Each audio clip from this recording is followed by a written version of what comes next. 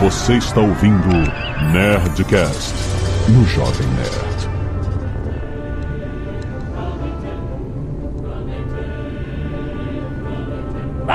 Landa, nerds! Aqui é Alexandre Antônio do Jovem Nerd fugindo dos escaravelhos. Aqui é Felipe Figueiredo e a diferença entre um arqueólogo e um saqueador de tumba é só o prazo.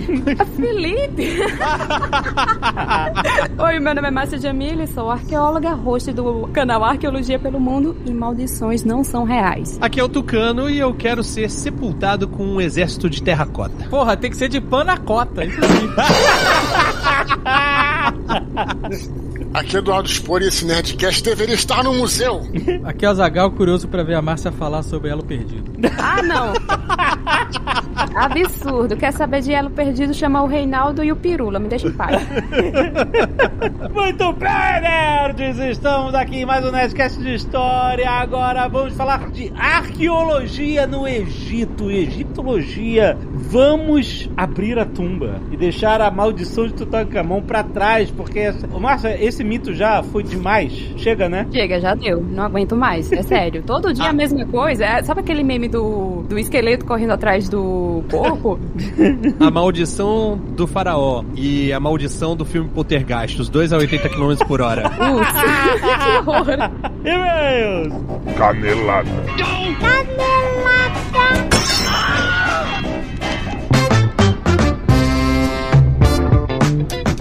Muito bem, Azaghal, vamos para mais uma semana de e-mails e caneladas no Nerdcast. Vamos. Hoje, Azaghal, é dia de Nerdcast na sua timeline. Olha só. Hoje, nós e o Pepa vamos falar sobre um assunto que está muito em alta. Olha só. Voltou.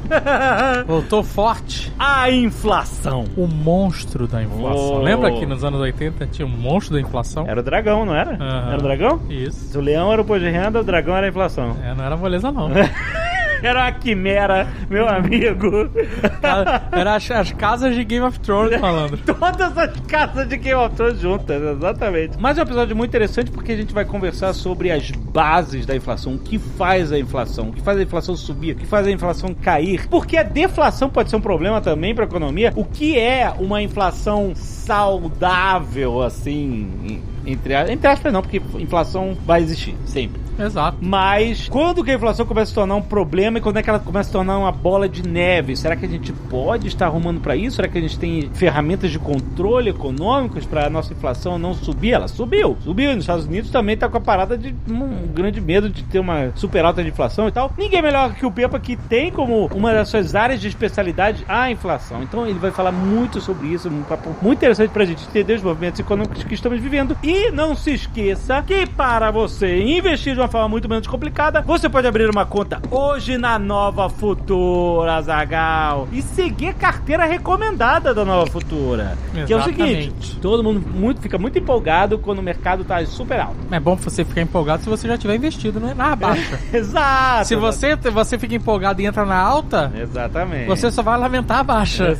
Exatamente. Então a Nova Futura tá aí pra explicar tudo isso pra vocês entenderem exatamente como funciona e pra vocês confiarem na carteira recomendada tricampeã do Pepa. Eu sigo a carteira recomendada do Pepa há vários anos, estou muito satisfeito. Sou cliente, a Nova Futura é nossa cliente e nós somos clientes da Nova Futura. Então, clique no link aí do post pra você abrir gratuitamente a sua conta e invista hoje mesmo com a Nova Futura. Vai lá! E ouve Nerdcast que tá publicado, já é só baixar!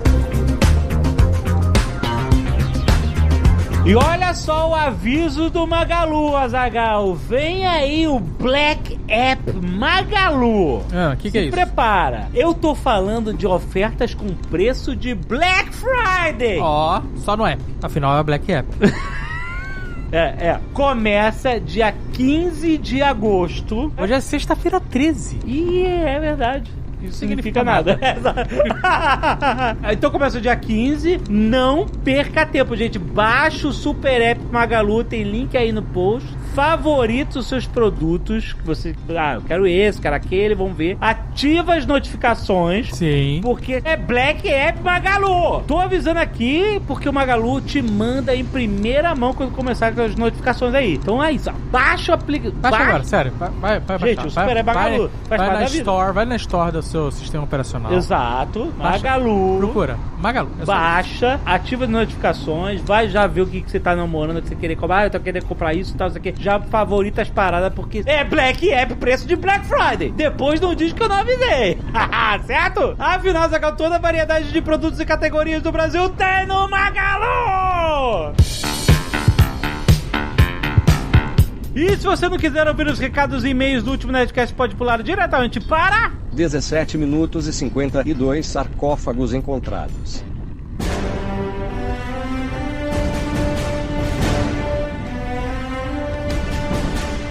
Se a gente mistura Brasil com Egito... Meu Deus, é sério? Não, parece que vocês estão pegando todos os memes possíveis e estão trazendo agora. Eu vejo um problema nessa gravação, porque a gente chamou a Márcia pra falar de arqueologia do lado dos egípcios, mas a gente não chamou nenhum ufólogo pra explicar o lado dos ETs. Tá parcial. Tá parcial. Isso deve ser Tem o Tucano aqui, o Tucano pode falar. Vocês estão vendo, né? Na verdade, essa era a função do JP, mas ele está muito ocupado. Essa é outra dor de egiptólogo, arqueólogo, tem que ficar... Olha, sinceramente, temos várias dores. Essa aí é só um pedacinho, sabe? Só um pedacinho. Márcia, fale do seu livro. Eu, juntamente com um amigo e colega chamado Reinaldo José Lopes, que quem gosta de divulgação científica, arqueologia, já deve conhecer muito bem ele já escreveu um livro com o Pirula. Ai, gente, como é o nome do livro? Darwin Sem Frescuras. Isso. E 1499. Então, nós dois estamos para lançar ano que vem, pela HarperCollins, o livro Mãe África, as grandes civilizações do continente berço da humanidade. Olha aí, que legal. É um projeto muito legal, estou muito empolgada e estou madrugando muito pesquisando para esse livro. Maravilha, parabéns. Quando for lançado, a gente vai falar aqui, com certeza. Eu vou cobrar o Felipe.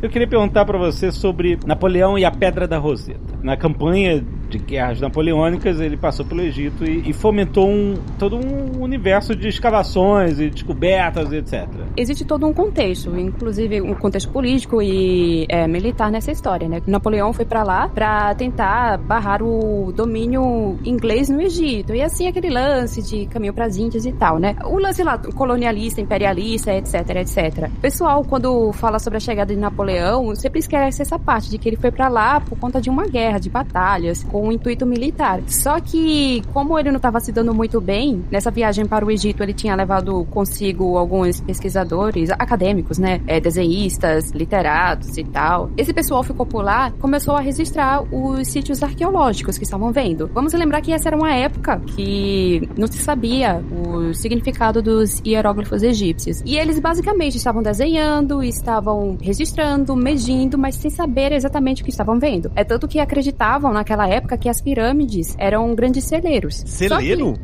Celeiro. Não é possível. É sério isso? Aham. Caraca, que loucura. Mas é o gado de ouro, né? Caraca, cara. Nossa. Então, acreditavam que eram os celeiros de José. José ainda por cima, né? Uhum. Que é aquele lance bíblico. E assim, esses acadêmicos estavam lá fazendo esses registros e tal, só que com a chegada do fim da batalha e a França já quase perdendo, temos a descoberta da Pedra da Roseta, que ocorreu lá em 1799, que, agora, vamos lá, as aspas aqui, supostamente foi encontrada em um porto em Roseta. Eu digo supostamente porque eu vi que recentemente surgiu uma pesquisa que estava questionando isso. Infelizmente, não encontrei ela novamente para trazer isso para vocês, mas por hora foi em Roseta, até eu encontrar toda essa pesquisa e ver se tem alguma seriedade ou não. E essa pedra em questão, ela foi escrita com 3 tipos de língua, que é o grego, que na época era relativamente de fácil acesso para acadêmicos, relativamente porque a universidade era pra galera com condições financeiras, né? E tinha o demótico e o egípcio antigo. O que é o demótico? O demótico é como se fosse um... Ai, como eu posso explicar isso de forma rápida? Demo. Ai, meu Deus! É a língua mod módica do Demo, né? Demo Sabe o que é pior? Eu imaginei que alguém ia fazer essa piada, mas pensei, não. Eles são adultos, né? Adultos, que é isso?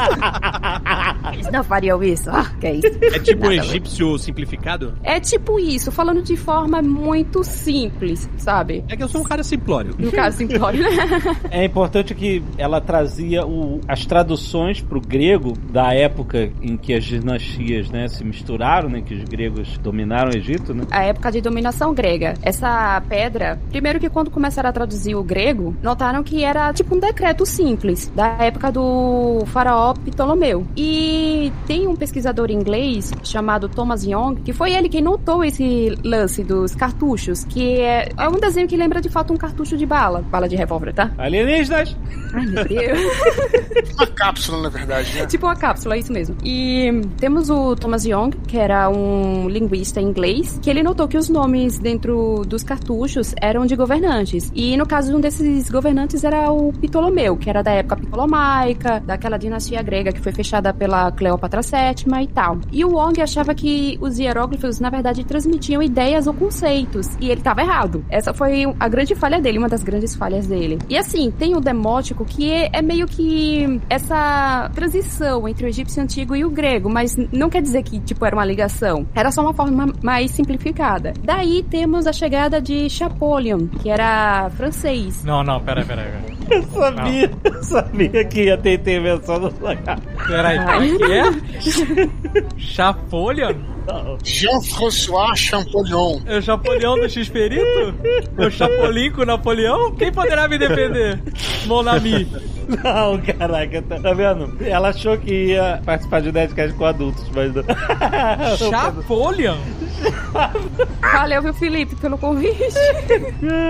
Mas ele era o quê? Ele era linguista. Linguista, ok. Ele foi por um caminho contrário, porque ele notou que a maioria dos símbolos, na verdade, correspondiam a ações do egípcio antigo. Tem uma língua hoje, que é o copta, que ela meio que tem essa ligação também com os egípcios antigos. É como se ela fosse uma filha dessa língua que estava morta há tanto tempo. E, assim, eu não posso dar muitos detalhes de como foi que ele realmente decodificou e tal, porque eu não sou linguista, eu não sou filóloga. Pode não parecer, o pessoal normalmente fala que eu sou egiptóloga. Eu não sou egiptóloga, gente. Eu sou arqueóloga. E, assim, o Champollion, ele conseguiu decifrar os hieróglifos e em 1822 ele publicou a descoberta dele. É tanto que é considerado o nascimento da egiptologia. É basicamente isso. Ah, sim, eu esqueci de falar que a pedra, ela foi encontrada em 1799 pelos franceses, só que por conta daquela batalha que estava ocorrendo e tal, e os ingleses conseguiu expulsá-los, acabou pegando em 1801, se não me falha a memória, a pedra como espólio de guerra. É por isso que ela hoje tá no Museu Britânico. E os egípcios estão tentando repatriá-la. Caraca, e até hoje, né? Quanto? 200 anos já? No British Museum. Quando tiver a coroa na Inglaterra, não volta.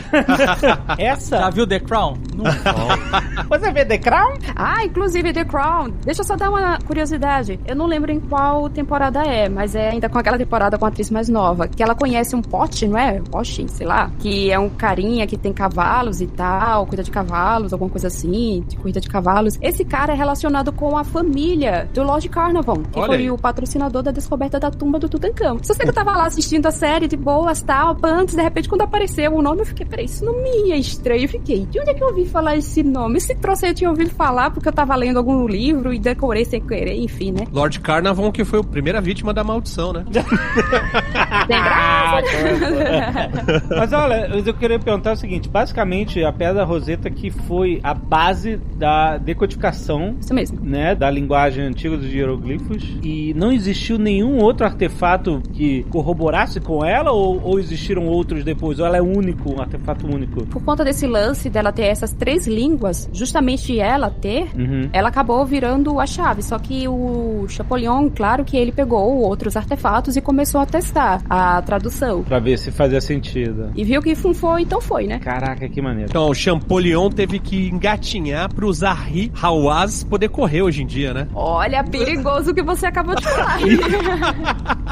O rei do History Channel. Porque o Hawaz, ele é egípcio e o Chapolin é francês. E foi numa época colonialista, imperialista e aquelas coisas todas. E existe uma estátua do Chapolin com, tipo, ele como se tivesse uma posição de pensador, só que a questão é que ele tá com um dos pés em cima de uma cabeça de um faraó, que tá caída. E é um simbolismo muito forte. Então, Pois é. Caraca, mano. Mas o Zahi Hawass, ele é, tipo, dos melhores egiptólogos mesmo ou ele só é famoso? Olha, eu vou contar uma coisa, tá? Não é fofocar não é treta nem nada. Só quero dizer que eu nunca escavei... Bastidores. Não, eu só quero dizer que eu nunca escavei no Egito e planejo um dia ser coordenadora de escavação, tá? Só vou dizer isso. Não, quer preservar a carreira acadêmica. Você tá dizendo que você não pode falar do cara porque você tá com medo de represálias. Você tá com medo, a palavra é essa. Felipe é doido pra levar uma carreira, né? Hawass, a questão dele é porque uma das coisas que o tornou famoso foi esse lance de que ele foi um dos mais incisivos na hora de pedir pela repatriação de artefatos arqueológicos egípcios. Porque até então se tinha aquela concepção de que não, os egípcios de hoje não merecem cuidar desse patrimônio, e aquele discurso de que os egípcios de hoje não tem nada a ver com os antigos egípcios, blá blá blá. Como se, tipo, chegou os otomanos e magicamente sumiram os egípcios e foram substituídos, sabe? Uma parada assim. Aí, ele é um egípcio que bateu o pé e disse, não, nós queremos esses artefatos de volta. E eu lembro que quando eu era mais novinha, lá há muito tempo, sabe? Eu via nas revistas as críticas a isso, dizendo que, tipo, ele era louco, que indo para esses artefatos sendo levados para o Egito, eles serão destruídos e essas coisas todas. E assim, eu lembro também que ele era o mais famoso nesse sentido de querer repatriar, e que anos depois outros países começaram também a fazer isso, outros arqueólogos e tal. A questão é que ele é muito desse lance do show business, né? Sempre tá aparecendo em documentários extremamente midiático. Inclusive, quando eu falo sobre a arqueologia egípcia hoje, cada vez mais está sendo dominada por egípcios, os egípcios nativos, porque se vocês olharem o documentário, normalmente são pessoas de fora do Egito que estão ou protagonizando ou dando respaldo para o que é dito no documentário. Aí o pessoal sempre fala do Hawass, tipo, como se ele representasse todo o Egito. Tipo, tem um egípcio falando já tá bom. Tipo, olha aí. Tá aparecendo na TV. O estudo da tradução dos hieróglifos egípcios foi monopolizado por universidades estrangeiras, no caso, europeias e algumas norte-americanas, né? E os egípcios, eles não sabiam, só algum ou outro sabia. E é interessante porque esse ano o governo egípcio começou um projeto de ensinar egípcio antigo em escolas infantis. E eles falaram que essa proposta é para que criar egiptólogos para o futuro. Eles querem que as crianças, elas comecem a ter um entendimento de como é que os antigos egípcios falavam, para que se tornem egiptólogos bons, caso sigam para essa área.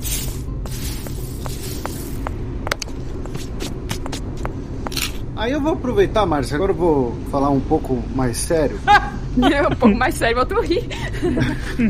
França e Reino Unido são dois lugares em que você tem grandes museus com muito patrimônio arqueológico dos seus impérios coloniais, por toda a lógica da expansão imperialista, tudo mais isso que a gente conhece. Agora, o Egito, especificamente, ele acaba extrapolando um pouco, ele gera um interesse quase universal de muitas pessoas, de muitos lugares, tanto que a gente tem aqui uma arqueóloga brasileira que pretende ir para o Egito trabalhar. Edcast, patrocina nós. Olha aí. Assim, a gente tem exibição sobre Egito nos Estados Unidos, a gente tem exibição sobre Egito, enfim, vários países, já teve aqui no Brasil. Por que você acha que é isso? É só por conta dos filmes da Múmia, ou por conta das maldições, ou é por conta dos ETs? Claramente por conta dos ETs. Ele falou que ia falar sério agora. Né? Não, ele falou, eu vou falar sério assim, claro. Eu já tava aqui só errando minha unha.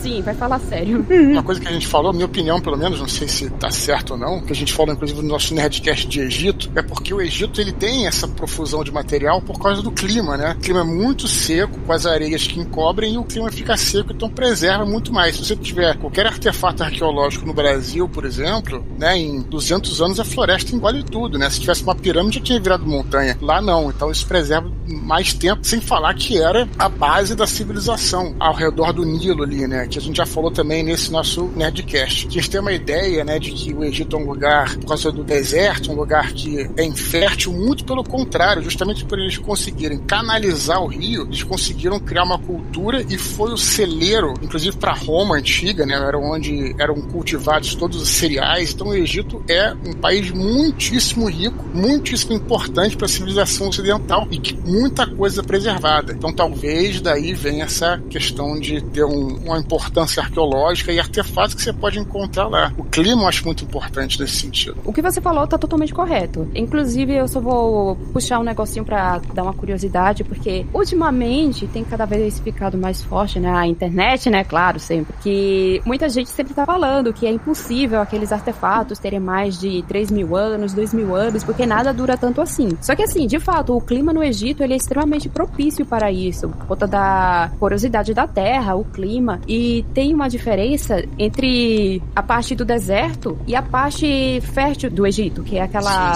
área de vegetação, que nessa área é mais difícil as coisas se preservarem. É tanto que como as pessoas normalmente eram sepultadas no deserto, isso em toda a história do Egito, elas normalmente eram sepultadas no deserto, é por isso que a gente tem muitas tumbas, e os monumentos também estavam por ali, naquela passagem, né, entre deserto e terra fértil. Na parte fértil, era onde ficavam justamente as casas das pessoas comuns, e é por isso que nós não temos tantos exemplos assim. Só que, respondendo pelas tumbas, né? A gente tá falando do deserto, né? O deserto é onde ficam as tumbas e tal, por isso que a gente tem muitas múmias, tem roupas, cordas, sandálias feitas de fibra e tal. Agora, sobre o que o Felipe falou, isso tem esse lance de que o Egito, ele é muito emblemático em termos de artefatos, só que tem também muito da propaganda orientalista, que é uma coisa que até hoje a gente tá lutando contra, que é esse lance de sempre representar, eu estou falando especificamente do Egito, tá? Porque a discussão orientalista é muito mais profunda, é muito mais complexa. Mas falando especificamente do Egito, é esse lance de ver o Egito antigo como algo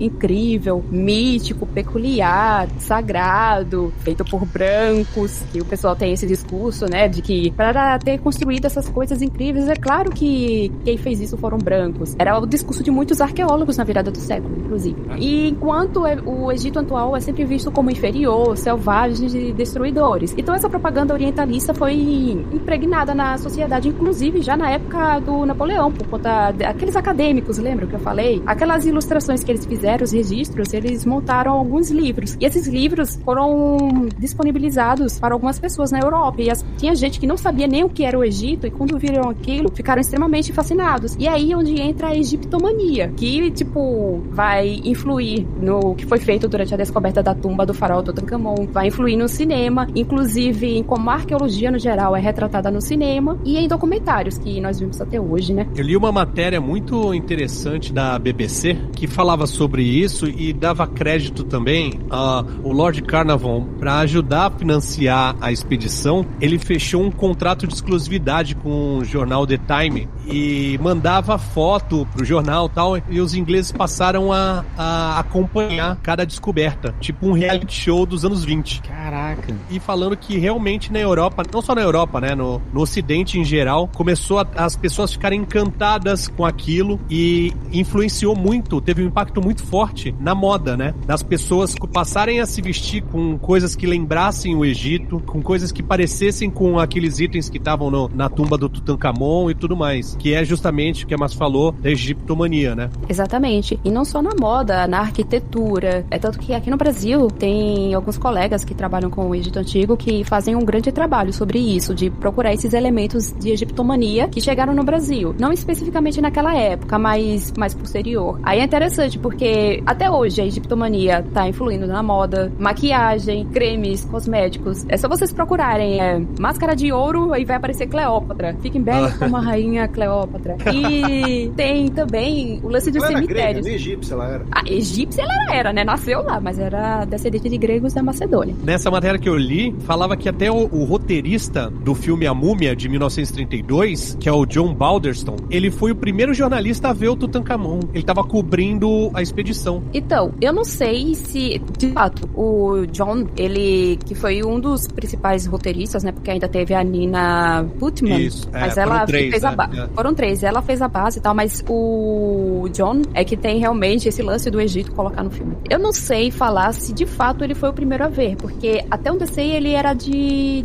2 jornais distintos. Ele tava em um antes, outro local, eu acho. O outro era New Yorker, eu acho. Eu não sei, gente, mas não era o The Times, porque o The Times era quem tinha os direitos. Os direitos, né? Aí eu não sei dizer se ele foi o primeiro a ver, mas certamente ele falou muitas coisas sobre a descoberta da tumba. Isso eu garanto que foi. E outro detalhe, esse filme, a Múmia, né, que é o filme pai de toda a franquia, a Múmia, é de 32, né? Isso. E a tumba do Tutankhamon foi descoberta em 22. E a gente vê muitos elementos da tumba do Tutankhamon, quer dizer, inspirados na tumba do Tutankhamon, no filme. Inclusive no nome da princesa egípcia, né, que é o foco de romance da Múmia, que é Anck-se-Namun. Vai ficar dando spoiler, pô. Desculpa, gente, é um filme clássico muito bonito.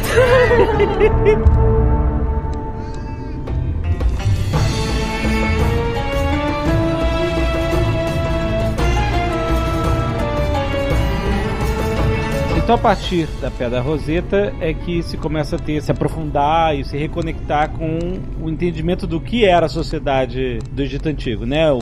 Qual era a função das pirâmides dentro da sociedade, para os faraós, etc. E isso começa depois do século XIX, né? É isso. Antes disso, esse conhecimento estava perdido. De fato, foi depois do século XIX, mas não ajudou tanto não, porque o pessoal viajava muito nessa época. Uhum. E antes, era aquele negócio mais lúdico, né? O pessoal olhava aqueles monumentos e começava a interpretar da forma que bem queria. É interessante, a gente tá falando aqui de descobertas arqueológicas, né? Uhum. Porque a pirâmide em si, as pirâmides, né? Elas não foram descobertas, porque eu acho que ninguém passa por ali e não percebe que tem uma pirâmide, né? Gigante, né? Outras pirâmides foram descobertas, estavam perdidas no meio do deserto e tal, não sei o que, mas essas não. E quando foi que as pessoas deixaram de acreditar que eram os celeiros do José? Olha. E o José que você tá falando não é o José pai de Jesus, né? É o José que foi príncipe do Egito, não é isso? Mas o pai de Jesus é Deus. O pai postiço, que o marido da Maria. Pai é quem cria! É aquele que adivinhava sonhos, né, no Egito. Sim, é esse mesmo. Tá.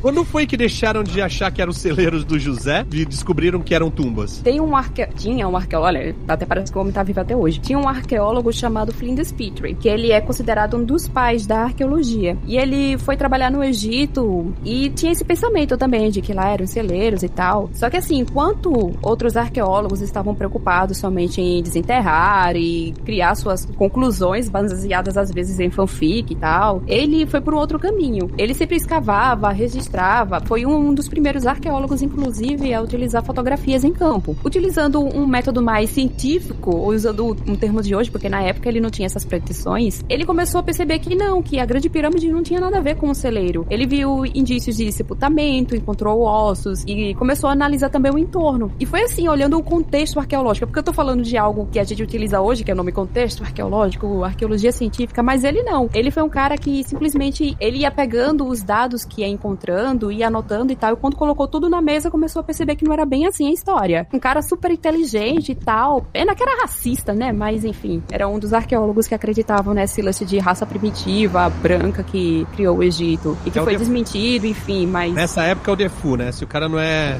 racista, é exceção, né? Ser racista naquela época era a cereja do bolo. Aí, eu falei somente dele, só que outras pirâmides foram descobertas, né? Porque o pessoal só lembra das 3 pirâmides do Platô de Gizar, mas outras foram sendo descobertas, inclusive inscrições dentro, tal. É porque a arqueologia, não só a egípcia, a arqueologia no geral, é você, tipo, ir juntando os elementos que vai criando essa história. Juntando as provas, né? Como eu sempre falo, é como se fosse um trabalho de criminalista. Tipo, você vai juntando e tentando entender o que aconteceu ali no passado. Inclusive, história e inquérito têm a mesma origem etimológica. Olha aí. Viu? Falei sério agora. Me dá até medo agora. Me dá até medo. É muito interessante porque você tem que remontar uma história não documentada, quer dizer, não documentada entre aspas. É não documentada mesmo. Esse é o lance da arqueologia, o que difere inclusive da história, que a gente trabalha muito mais com a história não documentada. A gente trabalha com o que tá na terra, né? A nossa grande especialidade. Não que a gente não trabalhe com coisas escritas também, né? E eu vi acho que em algum documentário, uma parada muito estranha de como os arqueólogos vão juntando esses pedaços e vão montando um panorama, um contexto, né? Isso mesmo. Então, por exemplo, temos aqui uma moeda com uma figura, né? Essa moeda. Aí, assim, 800 quilômetros ao norte tem outra cidade com outra moeda com essa mesma figura, só que diferente. Ou seja, você dizer, isso é uma figura que estava em unidades monetárias e ela espalhada, né, pelo Egito. Ou seja, a gente está sugerindo que é uma figura unificada, né, unificadora, que estava presente em diversas regiões. E eu lembro que isso era semente de se entender que o Egito foi a primeira civilização a criar um império unificado, né? Então, é muito interessante. Você vai descobrindo isso com pequenos fragmentos e você vai juntando as informações para que você faça esse inquérito, né? E você possa preencher as lacunas não documentadas da história com evidências do que pode ter sido, né? Do que mais provavelmente pode ter acontecido. Você citou aí a moeda, é interessante esse teu exemplo, que a moeda era uma coisa muito importante. Todo mundo antigo, sempre quando um governante, quase sempre quando um governante assumia o poder e tal, ele começava a cunhar moeda para dizer que ele era o governante, porque a moeda, a comunicação era muito mais escassa e a moeda, o dinheiro passava de mão em mão. Isso, né, generalizando. Uhum. Então a maneira de você se colocar, né, ser conhecido como um governante, como um rei, como um imperador, era cunhar moeda e colocar a sua carinha lá e o seu nome. Então você usou um exemplo que é muito interessante, por sinal aí. E é interessante também que o pessoal é muito imediatista, né? Tem aquele lance de eu quero saber agora e tal. Especialmente como falam esses documentários estilo série da Netflix, que o pessoal quer aquele desenvolvimento com coisas bombásticas e tal, algo assim de tirar o fôlego. Só que o trabalho de arqueologia não funciona dessa forma. Você às vezes vê um documentário que tem ali, sei lá, 40 minutos de duração ou 2 horas, né? Se teve um grande patrocínio. Só que ele é fruto de uma pesquisa que às vezes tem 20 anos, 10 anos, envolve várias pessoas e tal. Eu acho isso interessante. Justamente, porque você precisa de tempo e de novas descobertas, uma em cima da outra, né? E novas pesquisas, uma em cima da outra, uma complementa a outra. Fica lá com o pincelzinho, tirando o pó de cima do negócio.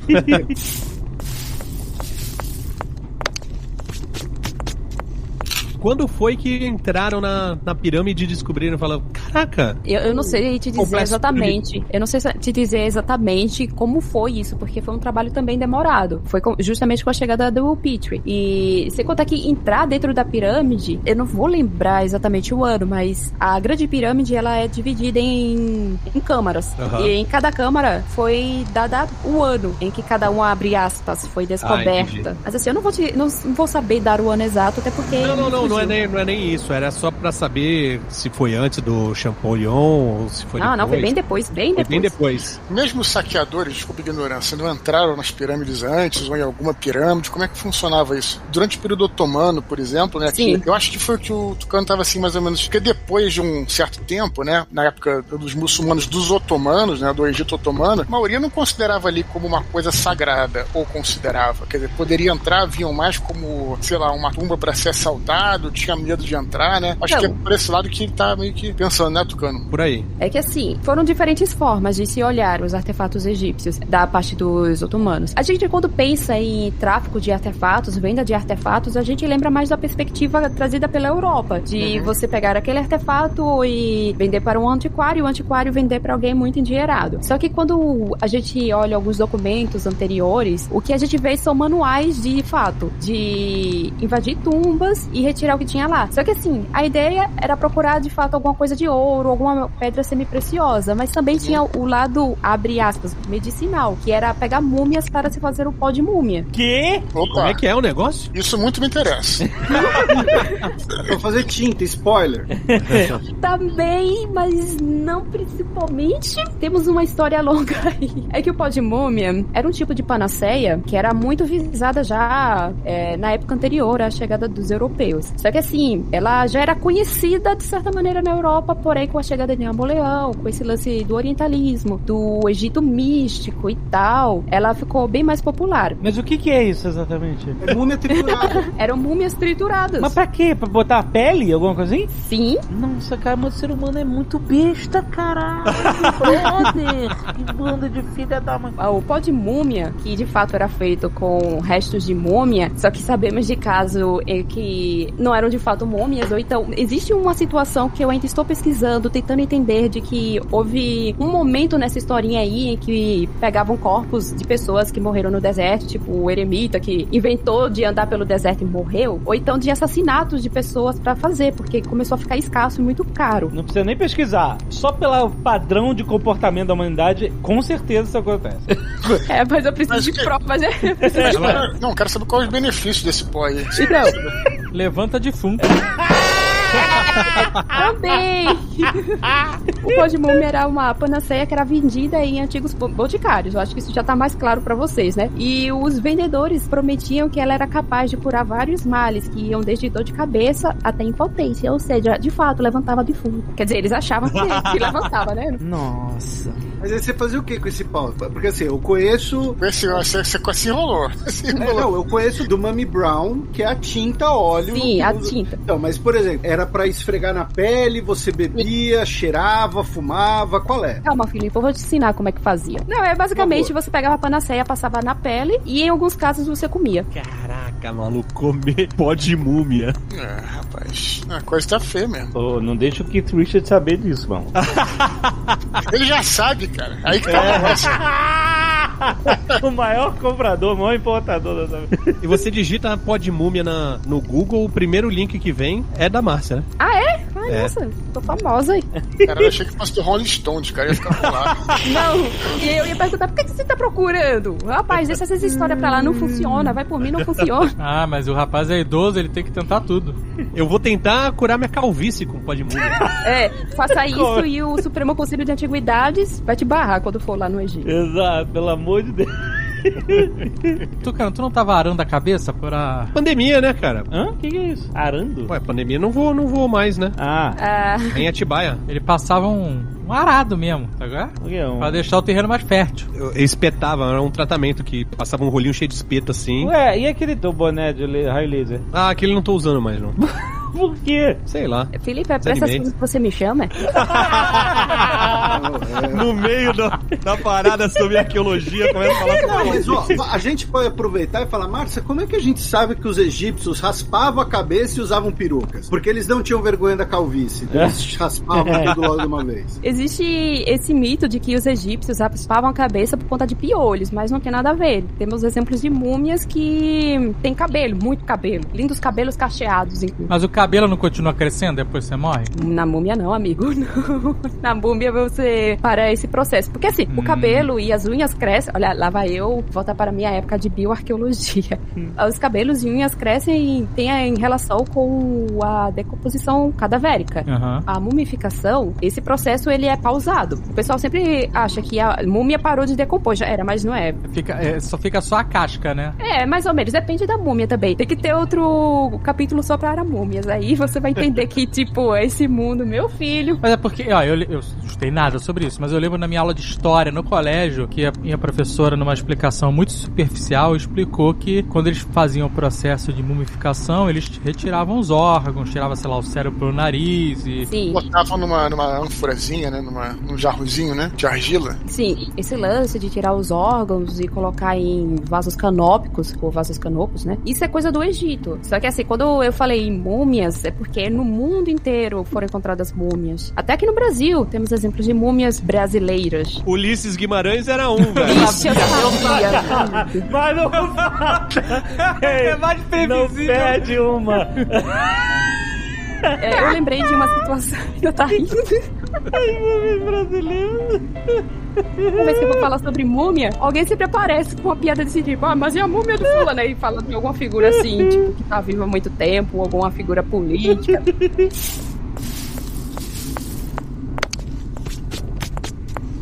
Eu queria aproveitar e falar pra vocês, já que a gente falou sobre esse lance de orientalismo, de múmia, fascínio do Egito, também tem, tipo, eu sempre rio, né, falando maldições, elas não são reais, elas não te afetam e tal. Eu falo brincando, mas falando agora de uma forma muito séria, recentemente, graças a que a gente tá passando, né, a pandemia, as pessoas têm sido bem mais violentas em aceitar descobertas arqueológicas, por conta daquele mito de que se você abrir um sarcófago vai liberar alguma praga antiga ou então até mesmo uma maldição.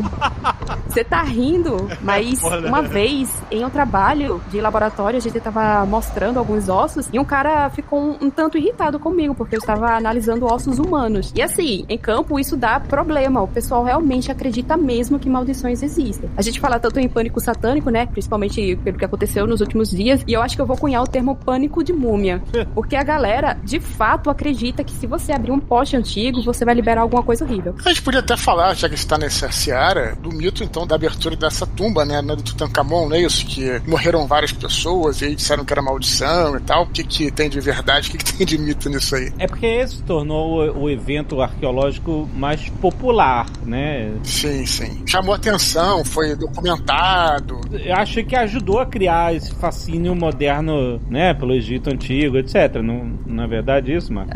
Desse lance da maldição, já começamos pelo fato de que ela literalmente não existiu. Ela foi pura e totalmente invenção. Aquela frase. A morte vai atacar com seu tridente aqueles que perturbarem o repouso do faraó. Cara, a morte é foice, não é tridente, não. Pois é, de onde tiraram o tridente, né? Tridente não é coisa de Egito, tridente não. nessa história.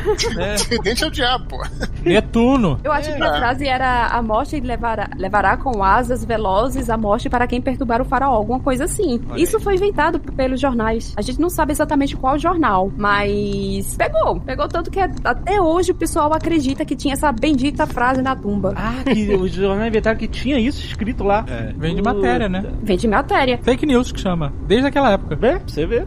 Exatamente. E assim, vocês comentaram bem lá no início sobre como virou o reality show para os ingleses. O The Times, ele tinha os direitos de publicação, né? Eles que poderiam entrar, eles que falariam com o Carter, eles que falariam com o Carnival. E os outros jornais só ficavam ali, urubuzando e tentando pegar alguma coisa. É tanto que se vocês olharem fotos da época, vocês podem ver que, tipo, a entrada da tumba tem um monte de gente ao redor. Ali tem turistas e jornalistas esperando ver alguma coisa pra tirar foto e tentar deduzir o que diabos era aquilo. Só que assim, no geral, eles tinham que esperar o The Times lançar primeiro. Aí foi quando alguém teve a genial ideia, que assim, o Carnival, a descoberta da tumba foi no início de novembro, e o Carnival, ele sofreu uma picada de mosquito, eu acho que foi em março ou foi abril, eu não vou lembrar, mas foi por aí nessa época. Ele 23, né? Que ele levou a picada? Eu não vou lembrar, eu sei que ele morreu em abril. É melhor até vocês pesquisarem aí, porque eu acho que foi em abril que ele morreu. Mas assim, ele tomou a picada e ficou doente. E já nessa época começou a aparecer o pessoal, como é que chamam aquele termo? Eu estou para morrer, ou morri, e chega o Alexandre e começa a fazer notícias sobre aquilo. Aí tem uma piadinha que fazem. Zé Camburão, eu acho que é isso?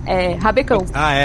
Rabecão, isso. Então, aí começou a aparecer esse pessoal que, tipo, queria já opinar o que foi que aconteceu. Tinha uma romancista, não vou lembrar o nome dela, que ela chegou aí para os jornais e falaram que, tipo, ela tinha recebido mensagens do além. Lembrando que a gente tá falando da década de 1920, e tava aquele lance todo de espiritualidade, conversar com espíritos e tal, tipo, caiu como uma luva, isso aí. E apareceu essas pessoas nos jornais falando que, tipo, tinha recebido mensagens do além dizendo que não era pra ele abrir a tumba, e foi lá e abriu. A infecção piorou e ele faleceu. Não tem uma história de que ele tava fazendo a barba e cortou a picada? Sim, exatamente. Com a navalha, né? Eu ouvi essa história também já. Foi, eu esqueci desse detalhe. Só que o faraó tinha navalha? Não, ele não fez com a navalha do faraó, tá maluco? Eu achava que sim. Pra mim, ele pegou a navalha. O cara vai fazer a barba. Eu parei um instante e pensei, ué, por que ele tá perguntando isso? Artefato arqueológico. Eu achei que sim, cara. 1920, a pessoa não tava nem aí, cara. Olha que na tumba de Tutankhamon tinha 2 trompetes e tocaram um deles e quebrou o artefato. Tô te falando! Eu tô te falando! Caraca, maluco! Não acredito nisso. Peraí, mas ele era trompetista de jazz? Cara, é o Dizzy de Gillespie do Egito. Era questão de guerra, ele levou para o simbolismo de guerra, alguma coisa assim. A gente não sabe exatamente, mas ele não fazia isso. Eu juro, pra mim era isso. O cara desceu lá na tumba, viu uma navalha, levou de presente. Vou fazer a barba. Aí, vou fazer a barba aqui. Tava com cocô de morcego, o cara morreu. Vou me sentir como um faraó. Putz. Vou fazer barba de faraó, deixar só aquele cavanhaquezinho esticado. Não, ele tava fazendo a barba com uma navalha normal e ele tinha sido picado no rosto por um mosquito, no Egito mesmo. E aí parece que ele cortou essa picada e infeccionou. Uma parada assim. E lembrando que a penicilina surgiu, eu acho que foi em 28. Quase lá. Ou seja, ele tava afindado à morte. Então, mas ele morreu porque ele era velho também, né? 56 anos.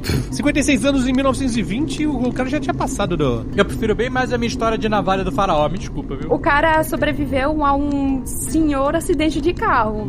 Mais categoria pra ele, né? Ele foi um sobrevivente aí. Porque assim, o lance todo do Carnarvon, que era um lorde inglês ter ido para o Egito, é porque ele sofreu esse acidente de carro, que deixou ele muito debilitado. E assim, o que foi que o médico dele receitou para os pulmões dele, já que não aguentavam o inverno inglês? Do Egito. Vai pra um lugar seco. Mas será que não foi ele que tocou o trompete e aí não, isso aí foi...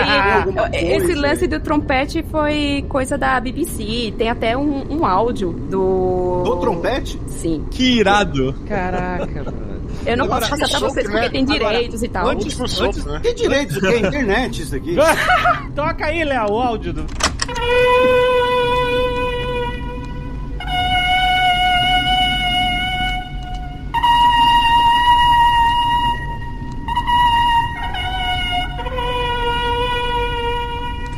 Primeiro resultado do YouTube é o King Tutankhamun Trumpet, 300 mil visualizações 7 anos atrás, e você vem com essa então coisa. peguem, porque antes o YouTube não deixava colocar, não. Nossa, tem 7 anos. Não, mas ó, deixa... Caraca, mas tem copyright de corneta de Tutankhamon? É, do vídeo. Mas já caiu, já de 1920? Não, eu não sei, realmente eu não sei, mas... Era pra cair. Tem mais de 5 mil anos de direito autoral, essa porra. Antes da morte do Lord Carnarvon, teve outra parada aí, que ninguém explica, que é a morte do canário. Mas o canário tem uma questão de que falam que foi no momento que ia abrir a tumba, outros falam que o canário morreu tempos depois. Não existe uma data certa. De fato, o canário morreu. Só que assim, a galera começou a juntar uma coisa com a outra só pra maldição ia ser se o canário não morresse, né, cara? Até hoje ele tá cantando. Meu Deus.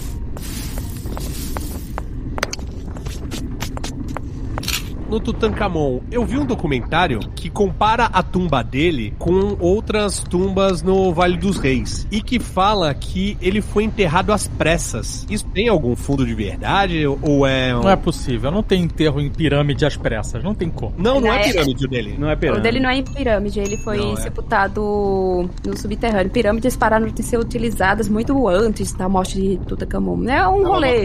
Dava muito trampo, né, velho? É que assim, existem várias questões, né? Como, por exemplo, era muito caro você fazer pirâmide, porque você tinha que deslocar a mão de obra e tal. Os ETs não pagavam tão bem assim. Então,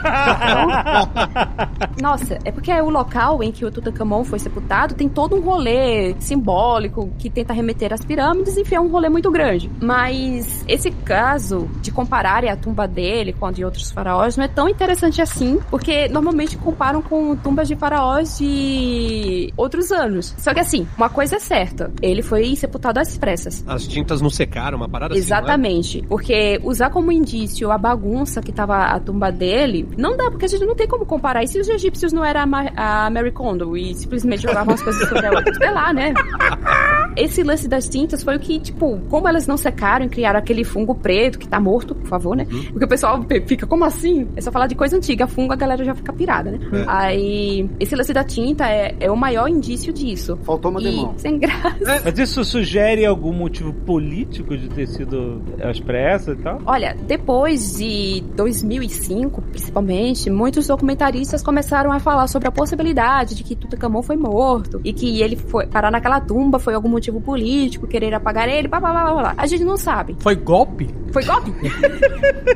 Foi golpe ou não foi? Só que assim, tem o Vale dos Reis. E tem uma parte do Vale dos Reis que é o Vale Oeste, que também é chamado de Vale dos Macacos. Um lugar que eu gostaria muito de escavar, mas é impossível nesse momento, porque um não tem o dinheiro, outro, Hawaz está lá. Enfim, é um sítio arqueológico muito interessante e é o local em que, muito provavelmente, eu digo isso por conta daquele lance do contexto arqueológico de juntar um indício ali, outro ali e tal. Muito provavelmente lá foi o cemitério da família de Tutankhamon. O avô dele está sepultado sepultado lá. A gente acredita, eu sou uma dessas pessoas que acredita que a esposa dele foi sepultada lá, que talvez Nefertiti, a emblemática rainha, né, e sogra de Tutankhamon, foi sepultada lá, talvez. E a gente acha que o Tutankhamon, a priori, ia ser sepultado lá por conta de uma tumba que o seu sucessor acabou ficando pra ele. E a gente acredita nisso porque algumas ilustrações dessa tumba lembram algumas ilustrações presentes na pequena tumba de Tutankhamon. A tumba dele era menor também, né, do que o normal. Era bem menor. Aí alguns arqueólogos acreditam que, na verdade, Tutankhamon seria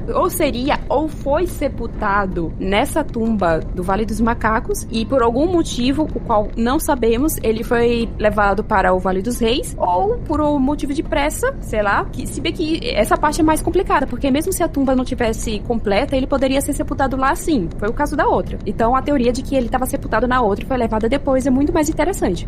Nesse documentário que eu vi, levantavam a hipótese que poderia estar tendo uma guerra pelo poder para a sucessão dele e um dos pretendentes ao trono não estava no local e o outro precisava enterrar logo para ele reivindicar, entendeu? Aham, certo. Eu só vou responder isso com uma coisa.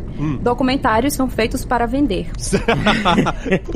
Imagino uma coisa que eu sempre digo pro pessoal, porque muitos documentários, especialmente sobre Tutankhamon, se vocês pararem, um dia não, né? Uma semana pra assistir tudo que foi lançado sobre ele, vocês vão ver muita coisa, tipo, ou muito aleatória, ou muito floreada, ou tirada, sei lá, da onde. E uma dessas coisas é sobre essa guerra política. Nós sabemos que ocorreu alguma coisa estranha nesse momento. Agora, a gente pode considerar uma briga por poder? Não sabemos. O que sabemos é que, de fato, Tutankhamon morreu. Quem assumiu o trono foi um ministro dele, o Ai, que é retratado até nessa tumba menor, e que é quem foi sepultado naquela tumba lá do Vale dos Macacos, e que supostamente Ai casou com a esposa de Tutankhamon. Por que eu digo supostamente? Tá toda a história feita aí.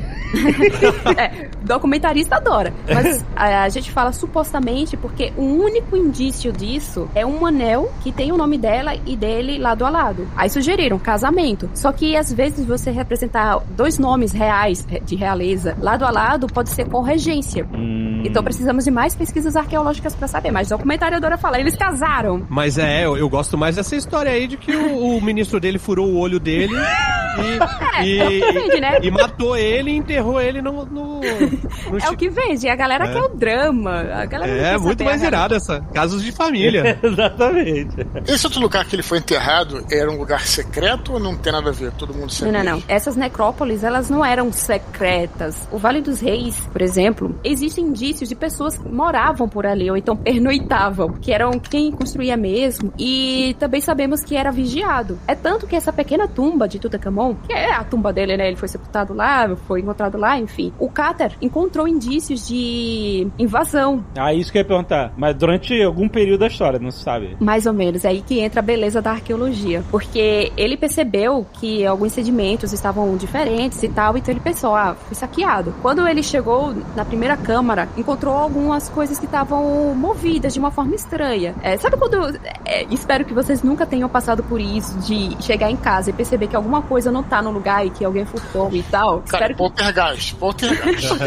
Então, ele encontrou uma estátua meio quebrada. Tipo, era uma caixa cheia de estátuas e tinha um espaço vazio que ele notou que, tipo, existia algo ali. Ele viu um pedaço de tecido com alguns anéis presos, só que tava caído de um canto. E ele foi pegando esses pequenos indícios e percebeu. Até que ele encontrou uma assinatura dentro da tumba falando de eu vou usar o termo auxiliar, mas esse não é um termo correto. De um tesoureiro que assinou lá dentro. O que supostamente indica que essa tumba, de fato, ela foi arrombada na época de um faraó chamado Horemheb, que na época do Tutankhamon era general dele. E esse rapaz trabalhou nessa época. Provavelmente ela foi arrombada nessa época. Tentaram levar algumas coisas e de fato levaram, só que os invasores foram pegos. Não sabemos o que aconteceu com eles. Provavelmente sofreram tortura e depois foram queimados e fecharam a tumba. Depois disso, e o pessoal sempre pergunta, eu tenho quase certeza que alguém vai perguntar, espero que vocês iriam perguntar isso, não me decepcione, o porquê de justamente a tumba do Tutankhamon ter sido encontrada intacta. É porque depois que eles fecharam a tumba tal, no Vale dos Reis acontecem de vez em quando umas chuvas que acabam lavando a parte de cima do vale e jogando jogando as pedras para o centro dele. E o que é que tava no centro? A tumba do Tutankhamon. Exatamente. E é por isso que o Carter, ele precisou tirar metros de areia para finalmente chegar lá. Porque esses cascalhos que foram lavados do vale foram jogados direto na porta da tumba do Tutankhamon. Caraca. Foi a natureza. Tem uma parada de ter tido uma enchente lá e eles terem que mudar de lugar, não teve? Depende do que você tá falando. Os prédios mesmo terem que serem transportados, não teve uma mega operação de... Sim. No templo da barragem de Assuã. Exatamente. Que foi quando fizeram a barragem de Assuã, que é uma hidrelétrica gigante, e o lago dela iria alagar, né, a região do templo de Luxor, né? E aí... Não. Isso. O Luxor não. É o templo de Abu Simbel. Isso aí. É que assim, o que o Felipe tá falando é que nessa época já existia uma represa lá, só que ela não era tipo a represa de Assuã que a gente conhece hoje. E sabiam que na época que ela seria construída, acabaria alagando uma grande extensão de terra. Só que nessa grande extensão de terra tava trocentos sítios arqueológicos. Entre eles estava a ilha de Philae, estava o templo de Abu Simbel e tinham alguns outros, inclusive o Forte Semna. Se não me falha a memória, esse é o nome do forte. Então, houve esse grande empreendimento para retirar alguns desses templos desse local e levar para outros, tipo o de Abu Simbel, por exemplo. Eles só levaram para um lugar mais afastado, só que tentando manter a mesma... configuração. Isso, exatamente. Por conta do lance de um evento solar que acontece em fevereiro e em outubro. Aí queriam manter essa mesma configuração. Outros templos foram levados para outras ilhas. Alguns foram dados de presente para os países que ajudaram financeiramente com... Era isso que eu ia falar, sabe por quê, Marcelo? Em Madrid, eu fui no Templo de Bode. E esse templo foi doado do Egito para a Espanha por ajuda prestada no salvamento desses templos de Abu Simbel. Como assim doaram um templo? Sim, o templo. Os caras refazem tudo, é bem maneiro. Tiram tudo e refazem direitinho no museu. Em Madrid tem um templo egípcio. Eles desmontaram um templo e levaram e montaram de novo aí? Sim. Isso não é tão difícil não, cara. Já vi várias vezes fazer. Nova York, por exemplo, tem também lá. Caraca, bro. Metropolitan. Não, fazem mesmo, parada. O de Madrid, o templo de Bode é ao ar livre mesmo, sacou? Mas não é a réplica. Não. É o templo. É o templo mesmo. É tanto que é extremamente criticado isso, porque o templo está em uma condição climática que não é a mesma que ele sobreviveu no Egito. Vai deteriorar. Se você olhar, vai encontrar algumas fotos até dele coberto por neve. Eu tenho certeza que é uma trollagem pros arqueólogos alienígenas de daqui a 2 milhões de anos. Eu vou falar, por que não vou tem um templo entender egípcio aqui, mas... Tipo o que fizeram com o Tutankhamon mesmo, né? Fizeram a mesma coisa, né? Trocaram pra trollagem. Vou aproveitar que o Eduardo tá falando, vou dizer que eu tô decepcionado com ele, que ele até agora não fez o trocadilho do Tutankhamon na minha bunda. Não. Nossa. Cara, nem eu demorei pra pensar nisso. E o pior que lá no início do programa eu falei, vocês estão falando quase todos os memes, mas fiquei caladinha, tipo, por favor, não, por favor, não. Tutankhamon... Não tô entendendo, peraí. Não é possível. Tutankhamon, a mão, entendi. Eu tava procurando cringe demais. Pra outra parada. Tu é cringe. Não, eu tava achando que era pior do que... Ok. Esse templo de Bode lá em Madrid fica perto do teleférico, tá ligado? Do lado do Palácio Real. Aquele silêncio porque todo mundo ficou, que burguês safado. Caraca, acabou a humildade. Eu tô falando isso porque o Dave já foi 700 vezes pra Madrid, velho. Fica quieto aí, burguês safado. Burguês safado.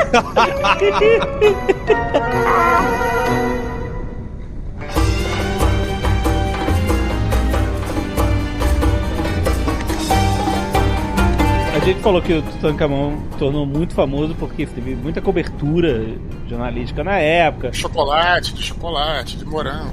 Ai, meu Deus. O que é? É cobertura de chocolate, de morango. Aí eu lembrei de um outro capítulo do Nerdcast que vocês estavam discutindo sobre morango, por que morango é ruim, alguma coisa assim. Eu não abro mão. Morango é uma parada mal. A gente chegou à conclusão que o morango é lascivo. Sim, é isso aí. Mas assim, ele se tornou famoso porque teve muita cobertura jornalística na época. Aí teve essa mistureba de fake news da maldição e tal, chamou a atenção das pessoas. Aí teve o filme, 10 anos depois, criou toda essa nova roupagem desse orientalismo, como você falou, né? Esse misticismo do Antigo Egito, a maldição da... Esoterismo. Eu acho que nem foi nenhuma nova roupagem, foi tipo, tunou, sabe? Tunou, exatamente. E aí ele acaba se tornando super famoso, mas ele era de fato um dos faraós mais importantes da época, ou ele é só um que, por acaso, estava super preservado, então a gente obteve muitas informações dele por causa da preservação da tumba. Há anos eu recebo esse tipo de pergunta, e ela é de resposta complicada, porque normalmente quando o pessoal pergunta isso, sempre é uma coisa de comparação de artefatos arqueológicos. Em que sentido? De falar de importância, o quão importante era monetariamente, culturalmente e tal. Aí quando falam de Tutankhamon, é tanto que, se vocês olharem alguns documentários e livros, vão dizer, mas ele era um faraó menor.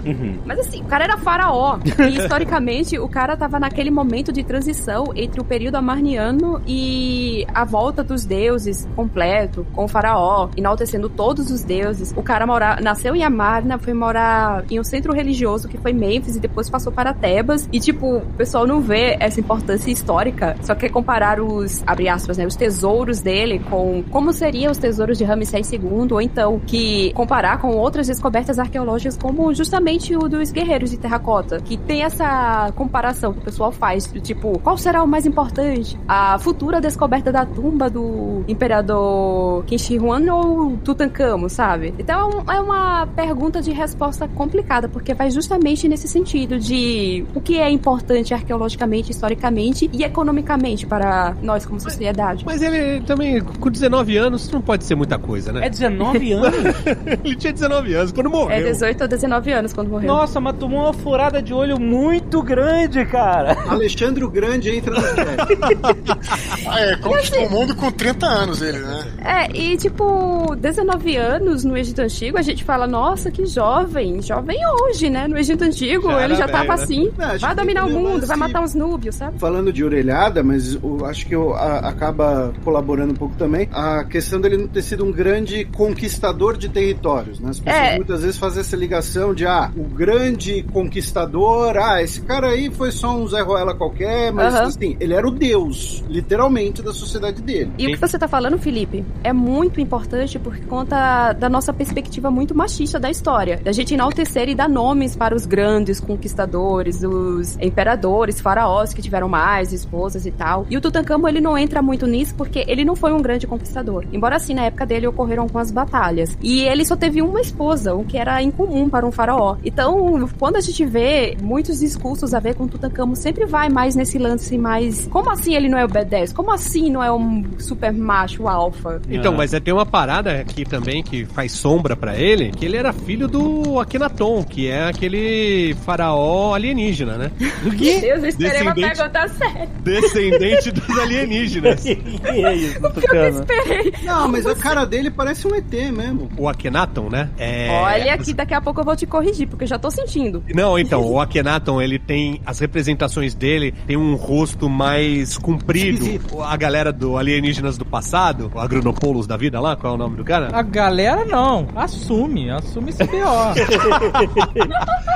Falava que ele tinha essa representação porque ele era descendente de alienígenas. E ele foi o cara que instituiu o monoteísmo no Egito na época dele, né? No governo dele. Sim. É isso? Ok. Falei mentira? Vamos primeiro para a arte.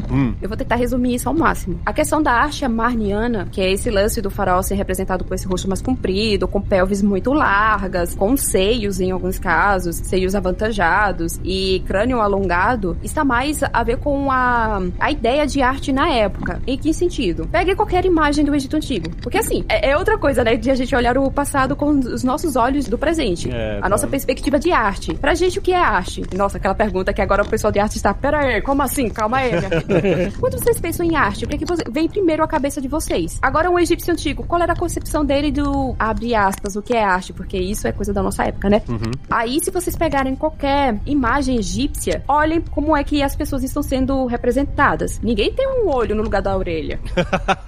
Pode crer. Aí, quando a gente chega na parte da arte amarniana, nós temos essas representações. Então, alguns egiptólogos falam que, tipo, olha, sinceramente, essa patologia que o pessoal sempre fala, talvez seja tão patológico quanto uma imagem de Tote. E também acho que deve ter uma coisa que você falou mais cedo, você me corrige se eu estiver errado, que a história egípcia é muito longa, né? Exatamente. Então, de repente, o cara pega uma estátua de um cara tá com a cabeça mais alongada, compara com a outra, tá mais parecida, né, em tese, mais realista, e falar, não, isso aqui era alienígena, mas de repente uma estátua tem um espaço de 500 anos da outra. Tem essa situação de que acredita-se que tenha mais uma perspectiva religiosa.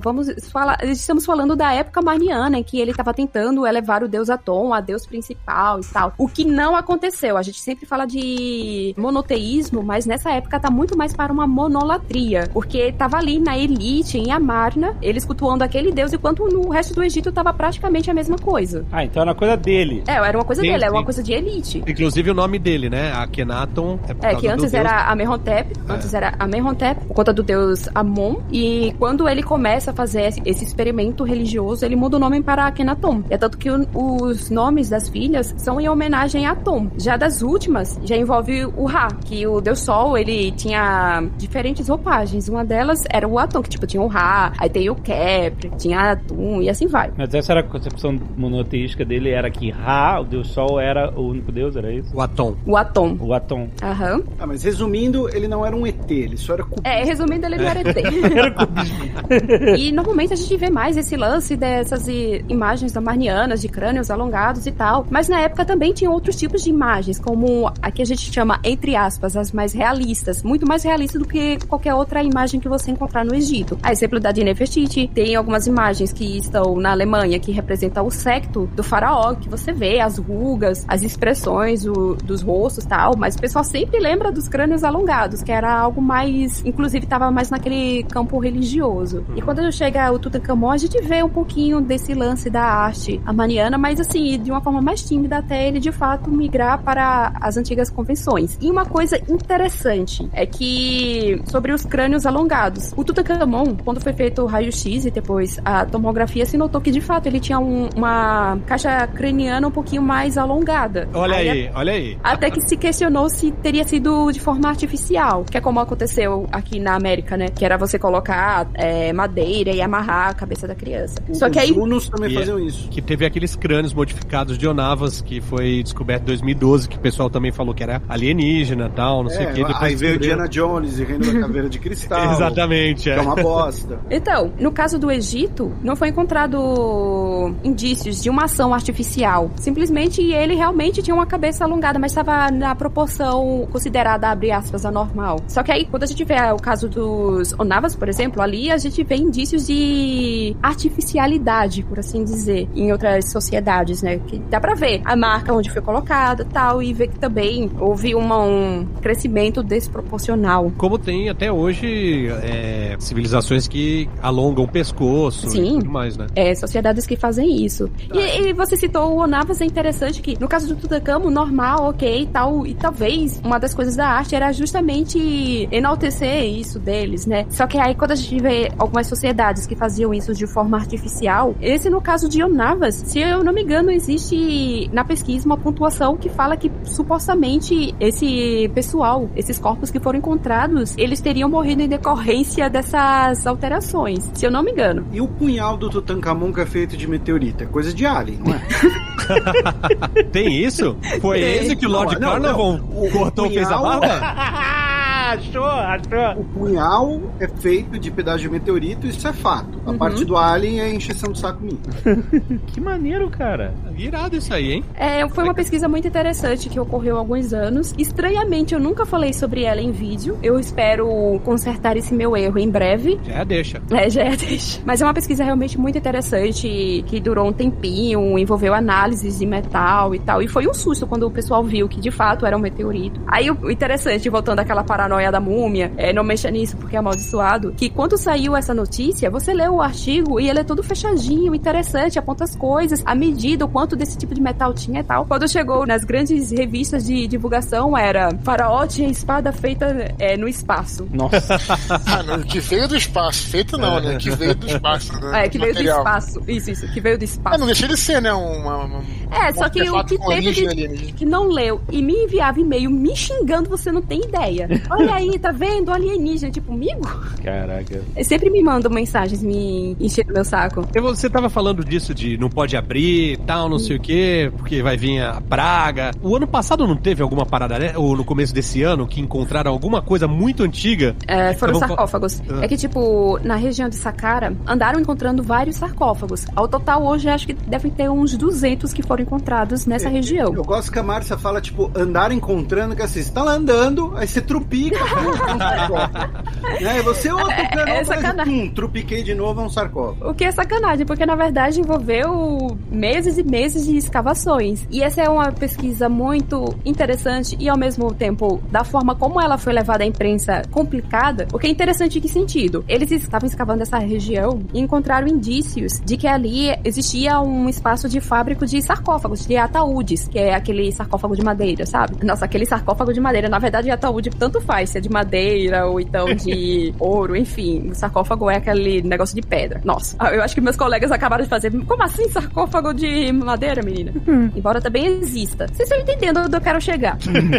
Enfim, nesse local foi encontrado um espaço em que se fazia sarcófagos. Era algo como se fosse uma funerária antiga, por assim dizer, para que a pessoa entenda melhor. Um local em que eles faziam esses ataúdes e o pessoal ou escolhia ou simplesmente pegava o que tinha disponível ali. Ainda precisa de mais pesquisas para se entender como era a dinâmica nesse local. Eles desconfiaram que como ali estavam fazendo esse trâmite, essa troca, esse, abre aspas, comércio de ataúdes, eles desconfiaram que poderia ter um cemitério naquela região. E de fato encontraram alguns poços com vários sarcófagos com múmias dentro. Então, eles noticiaram os primeiros, que eu acho que foram 59. Eu lembro que tiveram 21, depois o 59 foi o que deu a treta toda. E esse dia foi louco, gente. Peraí, isso você tá falando lá de Saqqara? É, mas não tem a ver com o documentário, não. O documentário foi um outro rolê. É outro rolê, tá bom. Mas foi o dia que o Twitter chegou e falou assim, não aprenderam nada, vai abrir isso, vai vir mais praga. Exatamente, é por isso que eu digo. Quando eles estavam abrindo, entendi, lembrei. Quando lançaram essa notícia, primeiro que eu assisti parte da conferência de imprensa. E eu juro pra vocês que quando o ministro falou 59 sarcófagos, eu fiquei, não, ele não falou 59 sarcófagos. Ele não falou, eu esperei acabar tudo pra sair as transcrições, né, na imprensa. Quando eu li 59 sarcófagos, parece, não, ele não falou isso. Aí eu fiquei, até falei com a minha mãe, encontraram 59 sarcófagos. Aí eu comecei com as teorias, eles devem ter encontrado em postos diferentes, o que aparentemente foi o que de fato aconteceu, que eles tinham encontrado postos diferentes, só que juntou tudo pra, tipo, ficar, meu Deus, olha só, 59 sarcófagos. Aí eu fiquei, tipo, super animada, mas falei, eu acho que foram em postos diferentes, vamos ver mais tarde. Foi quando eu entrei no Twitter, meu filho, o povo tava muito louco, sem ofender os loucos, tá? Enfim. Aí, o pessoal, gente, o que via, primeiro que começou o brando, né, com o pessoal me enviando mensagem, mas você viu isso? Que absurdo, tal, que assim, abriram a tampa do sarcófago e um monte de gente próximo, tipo, pandemia, já começa um absurdo aí. E o segundo, uma pessoa dessa aí escorregar e cair em cima dessa múmia, meu Deus. E foi algo que eu cheguei a comentar em 2019, porque em 2019 ocorreu uma coisa muito pior, que ali vocês viram o pessoal se esticando e tirando foto com o celular. Em 2019 tinham encontrado alguns sarcófagos e você só via, sabe aquelas câmeras enormes de jornal? Os caras botando na cara da múmia, eu pensando, meu Deus. Aí na época eu teci uma crítica e tal, só que dessa vez, com o lance da pandemia e tal, e o pessoal, obviamente, com medo, né? A gente sabe muito bem o contexto do que tá acontecendo. E dito isso, por favor, tomem vacina. Quando viralizou um dos vídeos, que foi de um diplomata, eu acho que da Austrália, eu não lembro, só sei que depois dessa ele começou a me seguir no Twitter, muito chique. Viralizou esse vídeo e um monte de gente começou a compartilhar com esse papo, né? De que não abram isso, vocês não aprenderam nada, vai liberar alguma praga, isso deve ter doenças, tem criança perto. E cadê as máscaras e tal? E eu, meu Deus do céu. Aí eu pensei, olha, todo ano acontece isso, sempre aparece alguém dizendo, não abra isso, tal, justamente por conta daquele lance mais místico, a paranoia da maldição da múmia e tal. Até que aconteceu que um grande influencer foi lá e compartilhou isso, né? Da maldição, que não abram isso, essas coisas? Não abram porque pode liberar doenças e tal. Mas foi na zoeira ou foi sério? Foi sério. Eu não vou citar nomes, mas o Felipe sabe quem foi. Cara, por um momento eu pensei que ia falar que era o Felipe Neto. Eu também. Eu não duvidaria. Não vou citar nomes, mas o Felipe...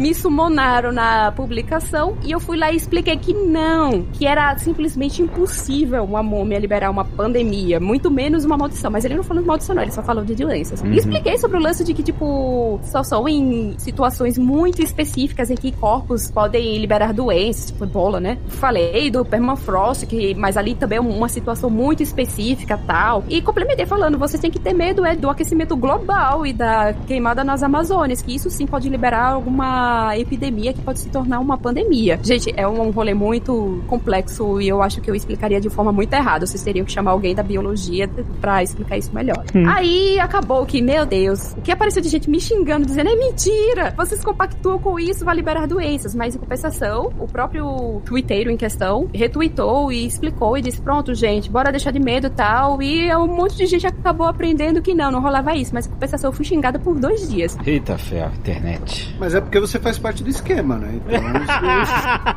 é porque eu sou uma alienígena, já rolou isso na internet. Já disseram até a minha raça. Qual é? Rapaz, eu não lembro. Eu não lembro não, colega. Reptiliano ou... teve. Como é que você sabe disso? Porque eu também sou. Esse medo da maldição é uma coisa muito real pra várias pessoas. Vocês não têm nem ideia. Caraca. É tanto que na época, quando começaram... Porque alguns portais de notícia daqui do Brasil usam desses títulos mais sensacionalistas, justamente com esse lance de encontrar um pote com conteúdo misterioso. E o pessoal tá com muito medo. E já nessa época eu reclamava muito, dizendo, olha, pra gente pode parecer piada, mas tem gente que real acredita nisso. Tipo, acredita muito nisso. Que pode ir em sítios arqueológicos, como acontece, e quebrar essas coisas achando que, tipo, tem algum espírito ali dentro, ou simplesmente escondem pensando que tem alguma doença. Hoje em dia, se botar pra vender pó de múmia, é certeza que vai ter um monte de gente querendo comprar. Certeza. Isso eu não duvido. Isso eu não duvido. Se tem gente que toma ivermectina, gente, pra Covid, vai tomar pó de múmia? Não, é fuligem de solda. Fuligem de solda? Como assim, fuligem de solda? Cura o coronavírus. Não viu essa, não? Ex-governador mandando essa. Os humanos precisam ser estudados. Não é à toa que tá acabando o rinoceronte, né? Porque é o Viagra. O quê? Pó de chifre de rinoceronte é o Viagra natural. Não acredito. É sério. As pessoas compram por causa disso. Caraca. Acreditando nisso. Acreditando nessa maluquice. Porque algum espertão chegou lá e disse, olha, vai lá, pô, mó paz. Sabe o que é o Viagra natural? Viagra.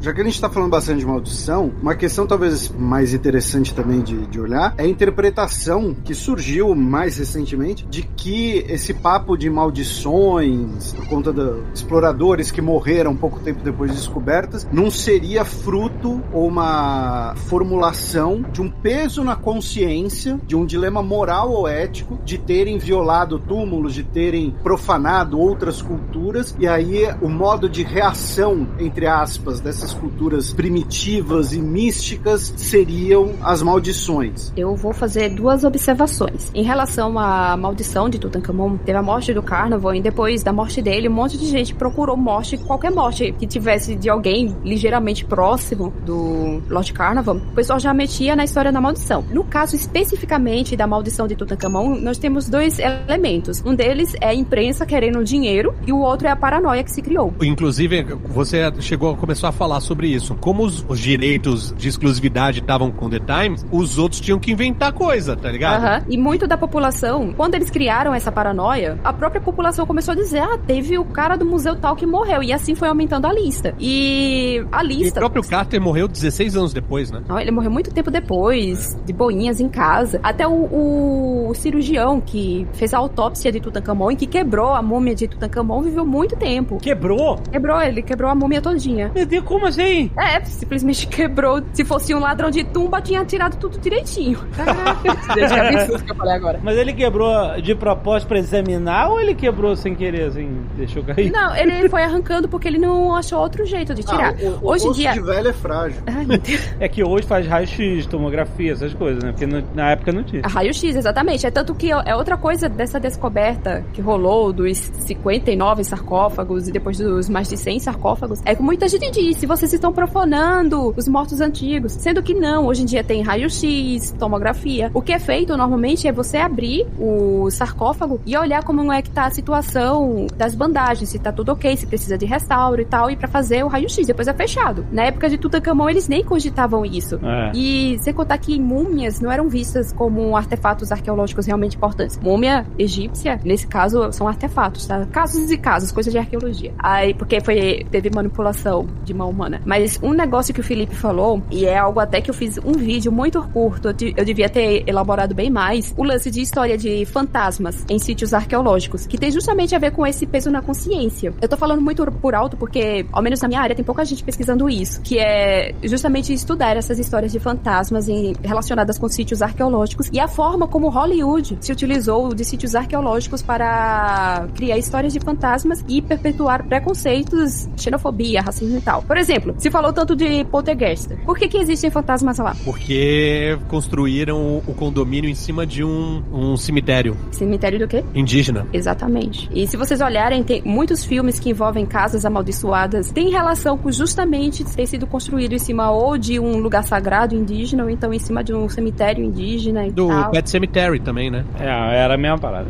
E histórias de fantasmas aqui no Brasil. Quando você vai em um sobrado, um casarão antigo, e pergunta sobre histórias de fantasmas, é quase certeza que vão falar sobre eu escuto correntes por aí, eu tenho certeza que foi alguém escravizado e tal, que tem muito a ver com esse lance que o Felipe acabou de falar, que é esse peso na consciência social. Nesse meu vídeo eu elaboro muito melhor o que eu tô dizendo aqui, porque que muitas fantasmas nessas histórias são mulheres que foram agredidas e assim vai. Entendi. Esse um entendi foi do tipo, mó bosta essa pesquisa, hein? Não, lógico que não. É legal, eu juro que é legal. Não, entendi mesmo. É, como se fosse uma espécie de justiça, seria isso? Ah, pelo menos aí ela vai e cria uma maldição, uma coisa assim, Bruno. Lembrando que essas pesquisas estão em andamento, tem gente trabalhando ainda com isso. Essas histórias de fantasmas poderiam ser, tipo, ou medo de uma justiça divina, ou isso e peso na consciência, porque normalmente quem cria essas histórias são pessoas que não têm uma relação com esse tipo de vítima. Sim. Agora, qual a sua opinião como arqueóloga, especialista em Egito Antigo? Pleitando, tentando aí escavar no Egito.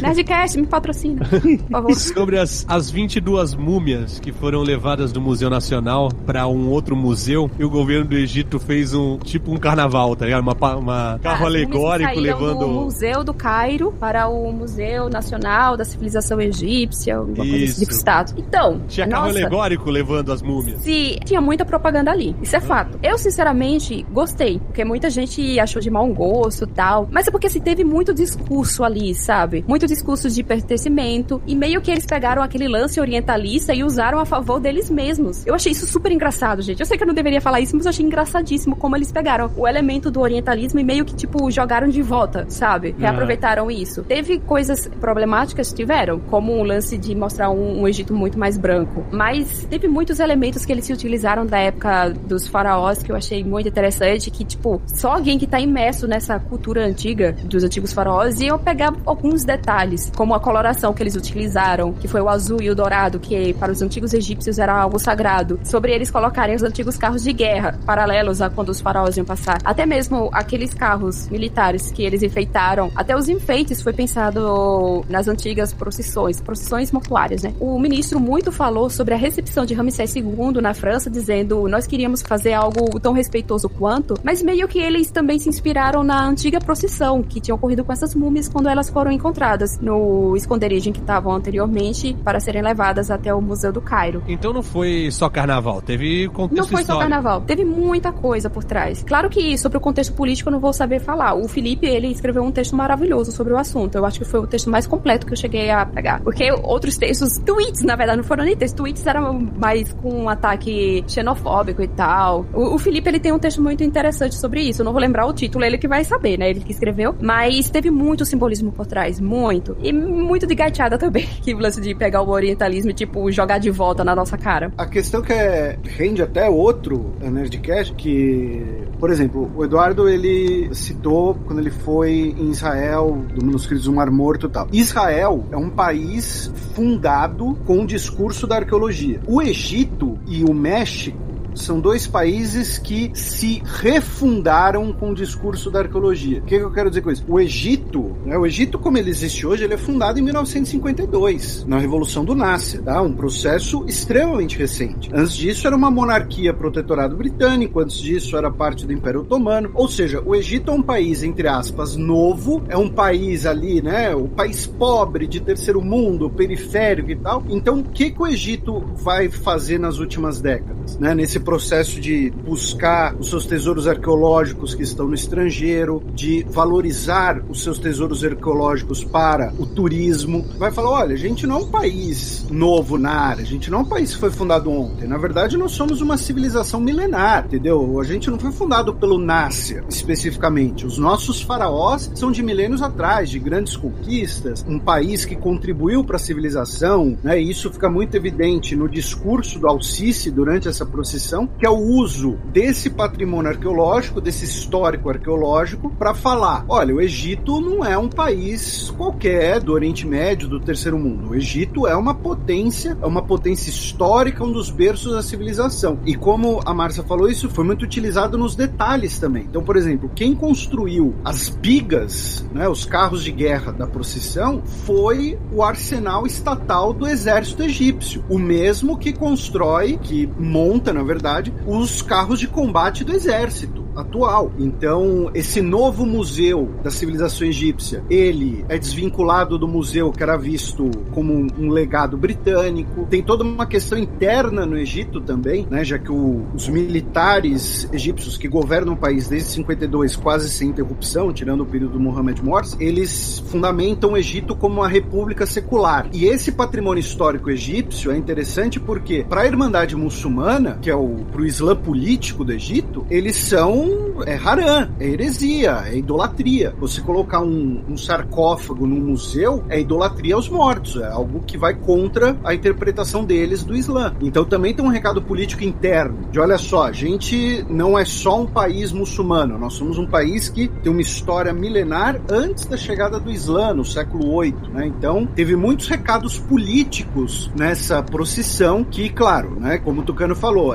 fica até meio engraçado, tal, é meio bastante pomposo, bastante exagerado, mas também tem um uso político muito grande por trás disso. E o outro caso é o México, mas isso é outro papo. E uma coisa que eu só gostaria de complementar é que tem outros países que também têm utilizado do seu passado e cultura para se vender para o exterior, para mostrar a sua grandiosidade de alguma forma. Nós temos alguns exemplos por aí. Quando a gente pensa na onda Ailu também, tudo bem que, tipo, são de formas diferentes, mas é algo de você pegar do seu passado e sua cultura e, tipo, jogar para o exterior, falando de forma bem porca. E outra coisa que eu gostaria de falar é que o ministro de Antiguidades e Turismo do Egito, depois que ocorreu a procissão e tal, ele disse que, tipo, tudo ali foi pensado nos mínimos detalhes para vários fins, né? O Felipe muito bem explicou. Claro que o ministro não falou disso, mas ele falou que queria mostrar a grandiosidade do Egito, e ele também comentou sobre a pandemia, que ele chegou e disse, estamos em um momento de pandemia e a gente queria que fosse o mais pomposo possível para que as pessoas comentassem até não aguentar mais e, tipo, quando tudo isso acabasse, pensasse,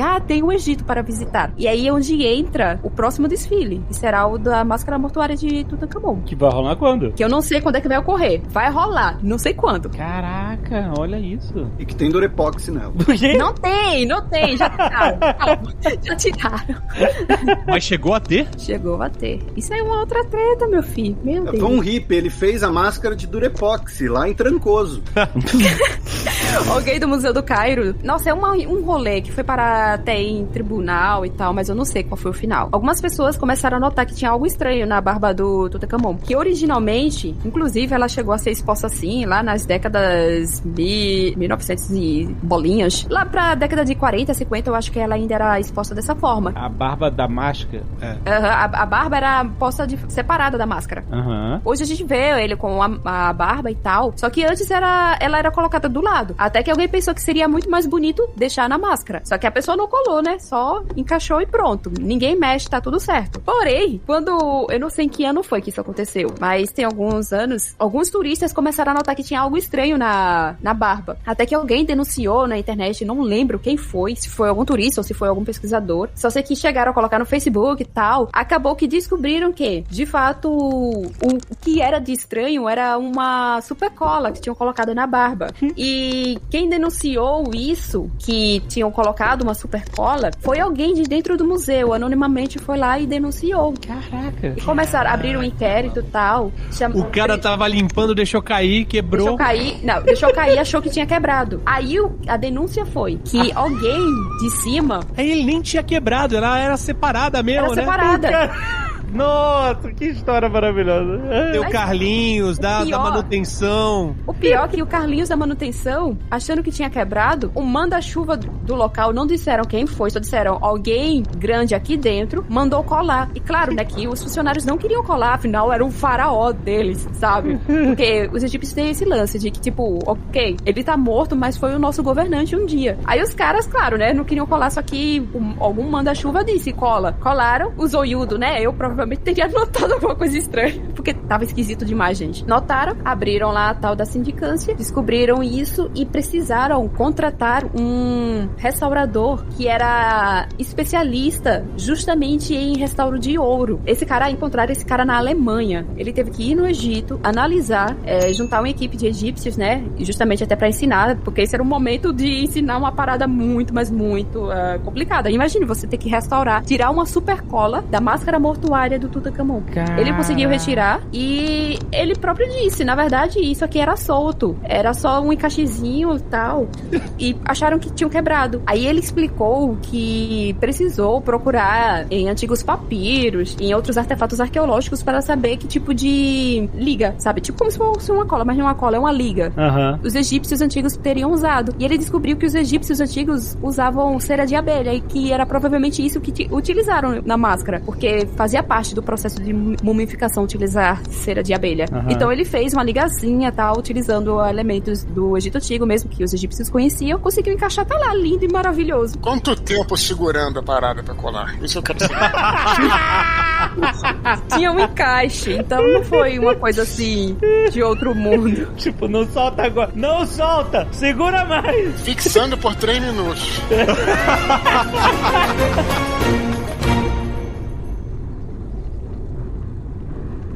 Este Nerdcast foi editado por Radiofobia, podcast e multimídia.